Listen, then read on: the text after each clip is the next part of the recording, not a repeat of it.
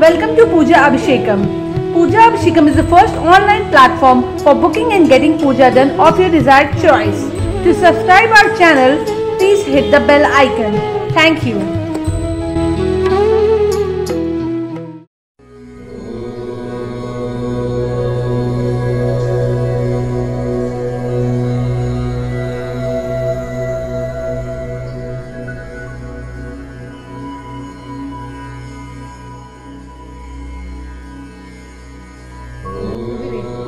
पूजा अभिषेकम में आप सभी लोगों का स्वागत है।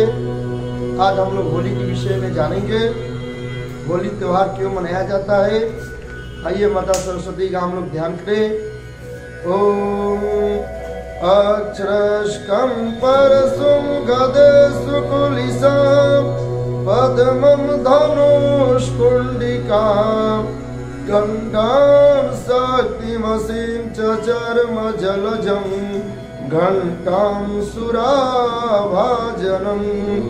शूलं पाश सुदर्शने च दधति हस्तै प्रसन्नानना सेवे सैर्विमर्दिनीमिह लक्ष्मीं सरोजस्थिताम्। होली का त्योहार हमारे देश में बड़े धूमधाम से मनाया जाता है। इस वर्ष होली 20 मार्च 2019 को पड़ेगा। वो दिन पूर्णिमा तिथि दिन में 9:19 के बाद प्रारंभ हो जाएगी। रात्रि में 8:12 के बाद होलिका दहन किया जाएगा, क्योंकि सुबह से लेकर के रात्रि 8:12 तक भद्रा रहेगा और भद्रा में बिष्टि में होलिका दहन नहीं किया जाता, कोई भी शुभ काम प्रारंभ नहीं किया जाता। इसलिए होलिका दहन 8:12 के बाद ही किया जाएगा। उसके पश्चात दूसरे दिन रंग की होली मनाई जाएगी। कहा गया है कि होलिका दहन क्यों किया जाता है, तो उसका एक हमारे वेद शास्त्रों में पुराणों में एक संक्षिप्त कहानी है। सतयुग में हिरण्यकश्यप नामक एक दैत्य था। वह परम प्रतापी था, ब्रह्मा जी से वरदान प्राप्त कर चुका था, उसे कोई नहीं मार सकता। इसलिए वह बहुत बड़ा अहंकारी हो गया था। ब्रह्मा जी से वरदान मांगा था कि आपकी सृष्टि में मेरा कोई वध न कर सके, ऐसा मुझे वरदान दीजिए। न कोई मुझे पुरुष मार सके, न कोई देवता वध कर सके, न किसी में अस्त्र शस्त्रों के द्वारा मारा जाऊं, न दिन में मरूं न रात्रि में मरूं। ऐसा वरदान प्राप्त करके वह अहंकारी हो चुका था और स्वयं को भगवान बन बैठा था। समय बीतने के पश्चात उसे पुत्र का प्राप्त हुआ। पुत्र का नाम था प्रहलाद। प्रहलाद जो थे भगवान विष्णु के परम भक्त थे और भगवान विष्णु की पूजा करते थे। ओम नमो भगवते वासुदेवाय इस मंत्र का प्रतिदिन जप करते थे। हिरण्यकश्यप जब प्रहलाद बड़े हुए तो विद्यालय में पढ़ने के लिए भेजा, परंतु वहां दैत्य गुरु ने बहुत कोशिश किया दैत्यों का शिक्षा देने के लिए, परंतु प्रहलाद के ऊपर कोई प्रभाव नहीं पड़ा। प्रहलाद जो है भगवान विष्णु के परम भक्त थे, इसलिए भगवान के ही नामों का जप करते थे, उन्हीं की कथा का प्रचार प्रसार करते थे। यह बात देख करके उनके गुरु ने हिरण्यकश्यप को बतलाया। हिरण्यकश्यप ने बड़ा प्रताड़ित किया और बड़ा मना किया, परंतु ये नहीं माने। तो हिरण्यकश्यप ने उनको मारने के लिए पहाड़ों से फेंकवाया, समुद्र में गिराया, तब पर भी वे बच गए। हाथियों के पैरों के तले दबवाया, तब भी वो बच गए। बड़ा घबरा गया हिरण्यकश्यप, इसका मृत्यु कैसे होगा। तो उसने अपने बहन से कहा कि तुम्हें अग्नि देवता का वरदान प्राप्त है, तुम्हें अग्नि नहीं जला सकती। अग्नि देवता ने उसे एक सुंदर दुपट्टा दिया था और कहा था कि हे होलिका, जब भी तुम अग्नि में बैठोगी इस दुपट्टे को लेकर के हमारी अग्नि तुम्हें नहीं जला पाएगी। इस बात को स्मरण कर करके होलिका जो है प्रहलाद को अपने गोद में लेकर के अग्निकुंड पर बैठ गई। परंतु भगवान की कृपा से जो उसका दुपट्टा था वह प्रहलाद के ऊपर आ गया और होलिका जल करके भस्म हो गई। कहा गया है कि जा पर कृपा करे रघुराई, होता पर कृपा करे सब कोई, सोई गुणाज्ञ सोई बड़भागी, जो रघुवीर चरण अनुरागी। जिसके ऊपर भगवान कृपा करते हैं उसके ऊपर सब लोग कृपा करने लगते हैं। भगवान की कृपा हुई, प्रहलाद बच गए। उसी समय से यह होलिका दहन का त्योहार प्रारंभ हुआ।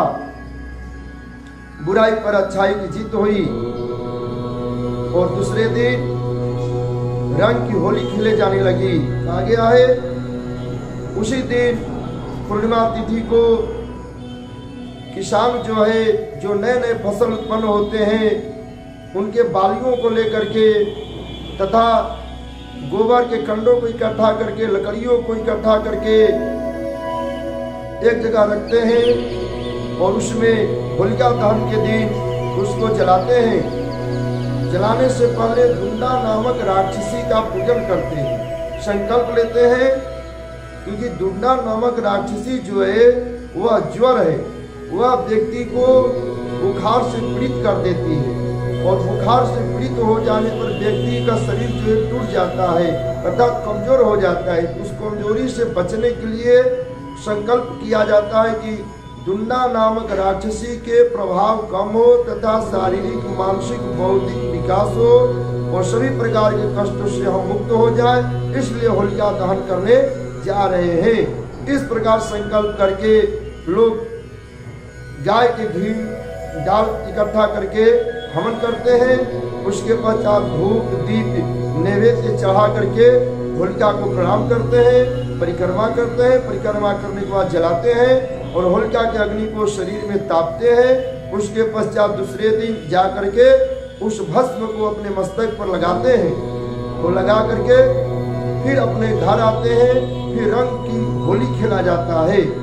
अब देखिए रंग की होली क्यों मनाया जाता है, तो कहा गया है, देखिए एक तुलसीदास जी ने लिखा है कि एक पिता के विपुल कुमारा, अपृथक पृथक गुणशील अचारा। एक ही पिता के सभी लोग संतान हैं, चाहे वो देव हो, दानव हो, मानव हो या मनुष्य हो, सभी लोग उसी परम पुरुष परमात्मा के पुत्र हैं। तो अब जिसने जिस प्रकार कर्म किया उसके अनुसार उनका नाम हो गया। मनुष्यों में 4 वर्ण उत्पन्न हो गए, ब्राह्मण, क्षत्रिय और वैश्य और शूद्र। यह 4 वर्ण बना करके एक अनुशासन बनाया गया। जिस बड़े भाई ने ब्रह्म कर्म को किया इसलिए वो ब्राह्मण हो गया। उससे छोटा जो है वो विद्य कला में प्रवीण था, राष्ट्र की रक्षा के लिए संकल्प लिया इसलिए वो क्षत्रिय हो गया।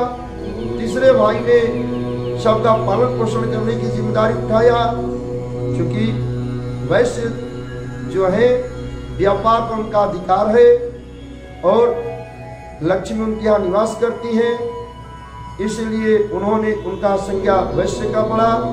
शूद्र जो है बहुत मेहनती होते हैं, क्योंकि छोटा भाई बहुत मेहनत करता है, बड़े भाइयों का सेवा करता है, इसलिए उनका संज्ञा, उनका नाम पड़ा शूद्र।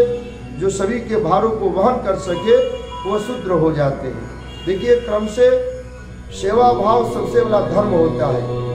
भाई मुख से बोलना वो अलग बात है, युद्ध करना अलग बात है, और किसी को पैसा दे देना वो अलग बात है, परंतु किसी की सेवा करना वो सबसे बड़ा कठिन काम है।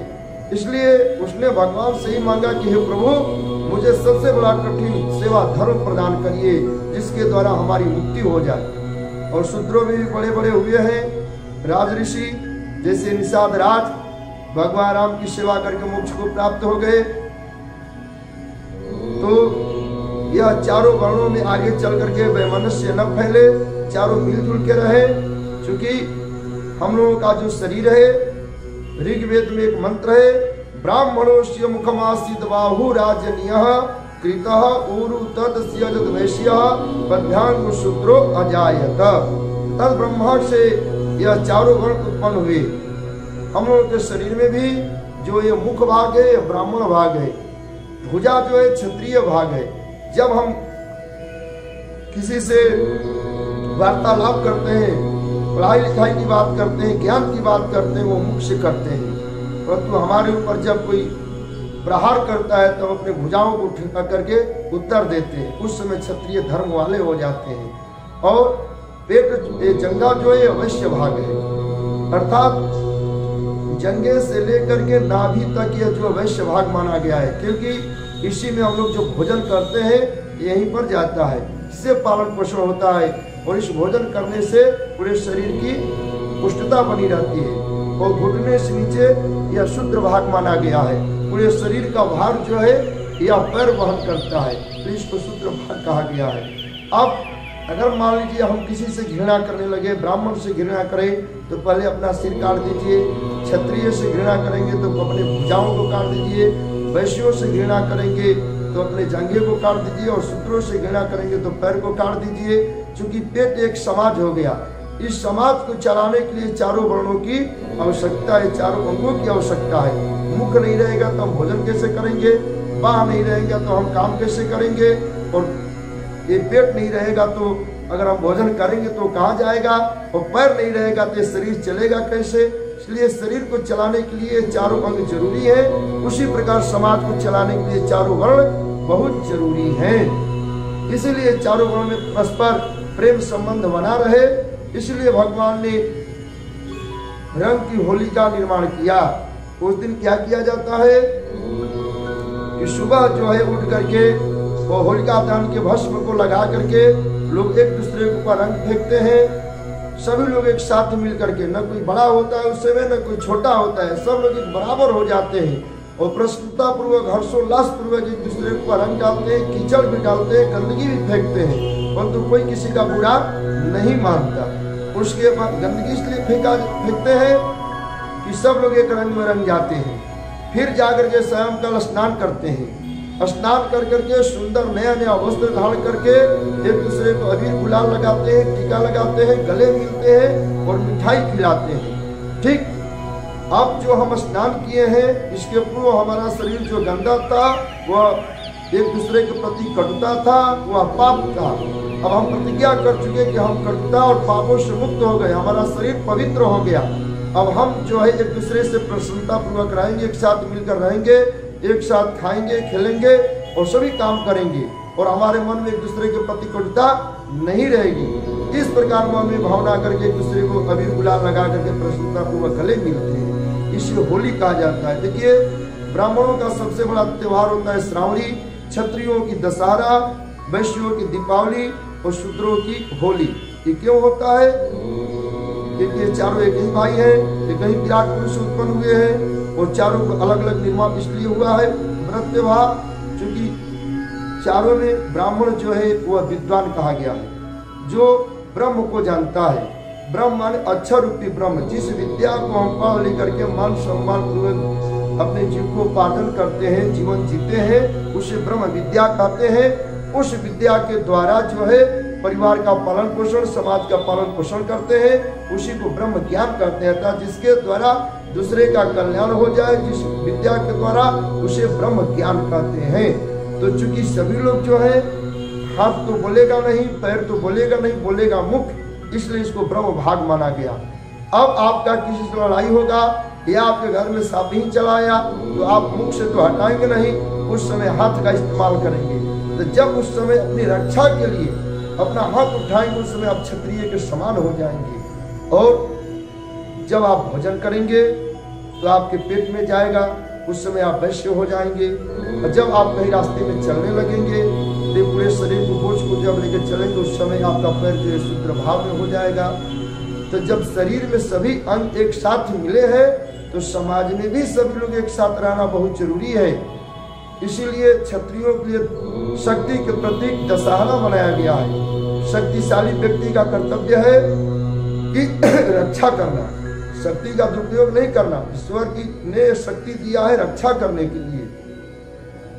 और उसके पश्चात आप विद्वान हैं, आप शक्तिशाली हैं, परंतु आपके पास पैसा नहीं है तो आपको कुछ पूछने वाला नहीं है। इसलिए उन्होंने दीपावली का रचना किया। दीपावली का त्योहार इसलिए मनाया जाता है कि लक्ष्मी और गणेश की पूजा करके लक्ष्मी की कामना करें कि हे माता लक्ष्मी, आप हमारे घर में चिरकाल तक निवास करिए हम लोग धनवान रहें और समाज में सभी का कल्याण हो। इसलिए वैश्यों ने दीपावली की पूजन की, क्योंकि व्यापारियों के लिए सबसे बड़ा धर्म है धन, और धन कैसे आएगा? लक्ष्मी से। और लक्ष्मी कैसे आएंगी? तो सम्मान पूर्वक पूजन से। अब आ गया होली। होली शूद्रों के लिए बनाया गया है कि मान लीजिए अनजाने में जो हमसे अपराध हो गए हों, या हम किसी को अपशब्द बोल दिए हैं, वह सब मेरा प्रायश्चित हो जाए और हम पुनः प्रतिज्ञा करते हैं जिस प्रकार इस गंदगी से मुक्त होकर के, कीचड़ लगा करके जो होली खेलते हैं और नहाने के बाद वो कीचड़ धुल जाता है, इस गंदगी से जिस प्रकार हम मुक्त हो गए, उसी प्रकार पाप रूपी वाणी से हम मुक्त हो जाए। अर्थात अब हम किसी को अपशब्द दुर्वचन नहीं बोलेंगे। इस प्रकार की कामना करके वह स्नान करते हैं और अबीर गुलाल लेके एक दूसरे के ऊपर लगाते हैं कि भाई अब हम मिलजुल के रहेंगे। इसलिए होली का त्योहार जो है बड़े धूमधाम से मनाया जाता है, माने बुराई पर अच्छाई की जीत के लिए। इसीलिए आप सभी लोग जो है होली का त्योहार बड़े प्रसन्नता पूर्वक मनाइए। सभी लोग एक ही परिवार है। विराट पुरुष ने यही कामना कर करके संसार की रचना किया, इसी से संसार का कल्याण है। धन्यवाद। Thank you so much for watching this video. If you like the video, please like, share and comment, and never forget to subscribe the channel. Please hit the bell icon for more videos.